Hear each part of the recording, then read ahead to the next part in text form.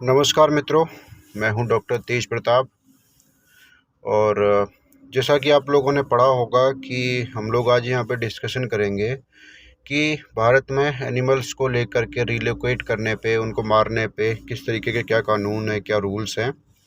हालांकि मैं professionally advocate नहीं हूँ, परंतु मैं पिछले 4-5 सालों से यूपीएससी की प्रिपरेशन में हूँ। मेंस मुख्य परीक्षा मैंने लिखी है।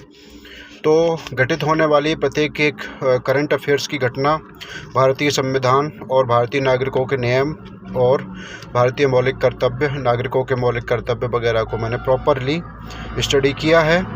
तो मैं देखता हूँ कि बहुत सारे जो पशु प्रेमी हैं उनमें एक आहापोह बनी रहती है कि अगर उनके द्वारा किसी एनिमल को अगर फीडिंग कराई जा रही है, उसको कोई मार रहा है, तो वो उसके लिए क्या करें।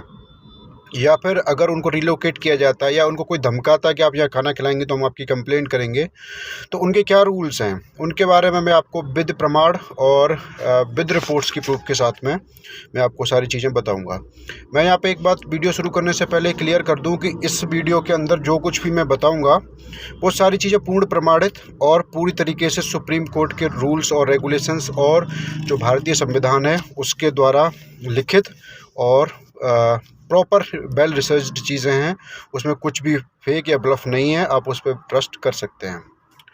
सबसे पहले क्या होता है कि मेरे पास ये सारी रिपोर्ट्स हैं, मैं आपको इनके बारे में क्लियर करके बता देता हूँ कि भारत में पशुओं को जब हम खाना खिलाते हैं तो बहुत सारे लोग उनको रिलोकेट करते हैं, उन्हें मारते हैं, उन्हें प्रताड़ित कर टॉर्चर किया जाता है।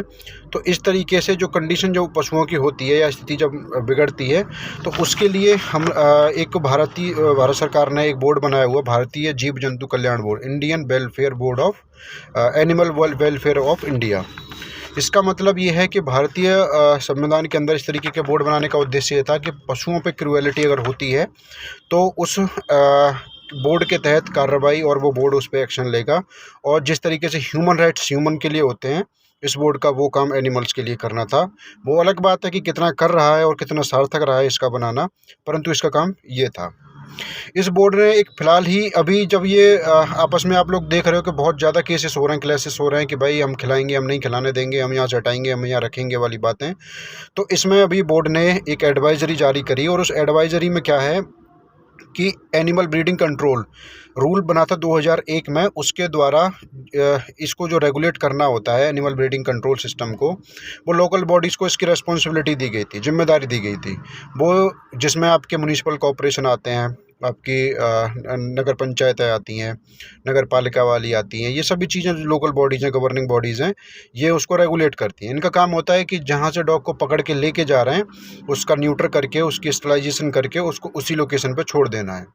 परंतु पिछले कुछ दिनों में घटना देखी गई है कि वहाँ से पकड़ने के बाद में लोकल ग्रामीण एरिया में ले जा करके छोड़ आते हैं। तो जो लोग खाना उनको खिलाते हैं या जो लोग उनकी देखरेख करते हैं या जो लोग उनको मेडिसिन वगैरह प्रोवाइड कराते हैं, उन्हें ये चीज़ बिल्कुल अच्छी नहीं लगी। तो उन्होंने लगातार केसेस किए गए, एफआईआर्स हुई। तो उसके बाद में बोर्ड फिर एक्शन में आया और उसने ये एडवाइजरी जारी करी है। ये अपना काम ठीक से नहीं कर रहे। ये लोग क्या करते हैं कि वहाँ से स्टरलाइजेशन के बाद में, न्यूट्रो सर्जरी के बाद में एनिमल्स को ग्रामीण एरिया में जा करके छोड़ आते हैं। अच्छा, इनका काम है जहाँ से कुत्ते पकड़े हैं वहीं पे उनको छोड़ना है, परंतु ये अपने नियम को प्रॉपर तरीके से फॉलो नहीं कर रहे हैं, उनको एनिमल्स को रिलोकेट कर रहे हैं। सुप्रीम कोर्ट ने 2015, 2018, 2020 में जब इस तरीके के केसेस सुप्रीम कोर्ट के सामने पहुंचे, जब इस तरीके के केस सुप्रीम कोर्ट के सामने पहुंचे, जो लोग यूपीएससी की प्रिपरेशन कर रहे होंगे उन्हें इसके बारे में जानकारी रही होगी। तो सुप्रीम कोर्ट ने आदेश दिया कि संविधान के भाग 4 आर्टिकल 51A, भाग 4 का मतलब है कि नागरिकों के मौलिक कर्तव्य, और 51A के अनुसार हमारा जो नागरिक कर्तव्य वो उसमें दिए गए हैं। उसमें दिखाया है कि भारत का प्रत्येक नागरिक अपने जीव जंतुओं के प्रति दया भाव रखेगा, उनके करुणा, उनके दर्द और उनकी तकलीफ में उनकी मदद करे, ऐसा भारतीय नागरिक का कर्तव्य होगा। ये भारतीय संविधान के अंदर लिखा हुआ है। तो अगर इस तरीके इनको रोकना, उनको खाना खिलाने से रोकना, उनको मारना, उनको जो प्रताड़ित करना या उनको भगा देना, यह गैर कानूनी श्रेणी में इसको लिया जाएगा। पशु को जहर देना, मारना, उनको शारीरिक रूप से या मानसिक रूप से क्षति पहुंचाना, यह पूर्णतः असंवैधानिक है। ये सुप्रीम कोर्ट का निर्णय था जो कि नागरिकों के मौलिक कर्तव्यों को निर्वाह करने से रोकता है। तो इस तरीके से इनके खिलाफ में एफआईआर की जा सकती है, पहली बात। दूसरी चीज़ क्या है कि भारतीय जो संविधान है या जो भारतीय इंडियन कॉन्स्टिट्यूशन है, उसके अंदर एक चीज़ और क्या है कि प्रत्येक जीव के कल्याण की कामना की गई है। प्रस्तावना में भी प्रत्येक जीव का वर्ड यूज़ किया गया। प्रत्येक धर्म, प्रत्येक जीव के अंदर जितने भी जीवित जीव पृथ्वी पे उपस्थित हैं, उन सब के कल्याण की कामना की गई है। ऐसा नहीं है कि उसमें कुत्ते छोड़ दिए गए, गाय शामिल कर ली गई है या एक पशु छोड़ दिया है कि वो छोड़ दिया है। तो इस तरीके से किसी भी पशु को रिलोकेट करना, उसको मारना, उसको शारीरिक मानसिक रूप से प्रताड़ित करना, सुप्रीम कोर्ट ने क्लियर स्पष्ट शब्दों में कहा गया है कि यह संविधान का पूर्ण उल्लंघन है।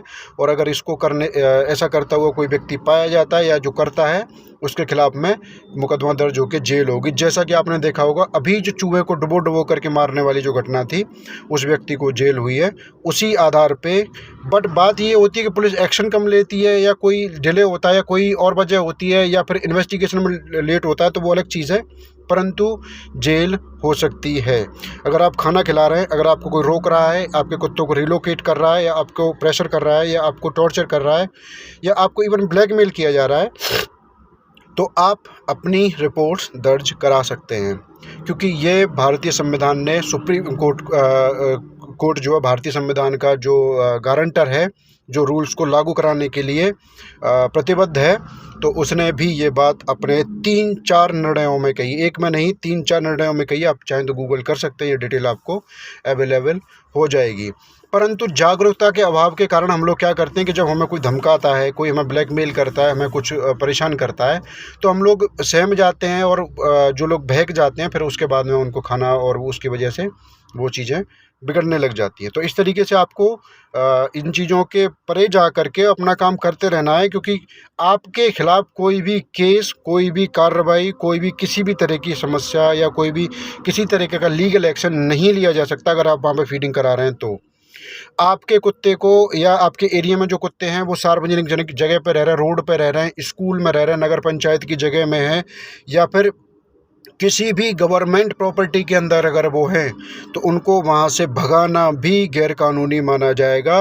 क्योंकि जितनी भी सरकार की संपदा है वो समस्त जीवों के लिए, ना कि सिर्फ इंसानों के लिए। भगाना मतलब ये है कि क्रूरतापूर्ण भगाना। मेरा कहने का मतलब ये है, अगर आप वहाँ बैठे हैं और कुत्ता वहाँ पे जाकर कुछ गंदगी करा और आप उसको वहाँ से आगे जाने के लिए बोल देते हैं, वो एक अलग चीज़ है। परंतु आप डंडे से मार रहे हो, आप उसको प्रताड़ित कर रहे हो, बांध के लटका के मार रहे हो, या कुछ भी इस तरीके की जो अमानवीय गतिविधियाँ हैं अगर आप वो कर रहे हैं, तो आप गैरकानूनी काम कर रहे हैं और आपके खिलाफ में केस हो सकता है, मुकदमा दर्ज हो सकता है, आपको जेल भी हो सकती है। तो ये थे कुछ रूल्स और सुप्रीम कोर्ट और भारतीय संविधान में जो नागरिकों के लिए दिए गए हैं, जिनके बारे में हम लोग अनभिज्ञ हैं, जिसके बारे में हम लोगों को जानकारी नहीं है।